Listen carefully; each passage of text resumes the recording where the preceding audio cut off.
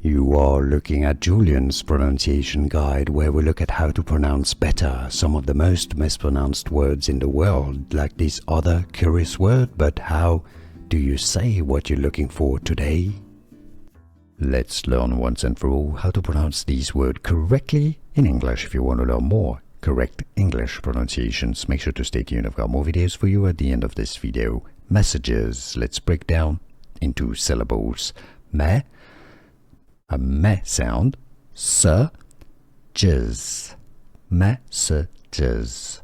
Stress on the first syllable, the meh syllable. Both British and American English pronunciations are similar here. Messages. Messages. It's easy once you know how to pronounce in English pronunciation. Messages.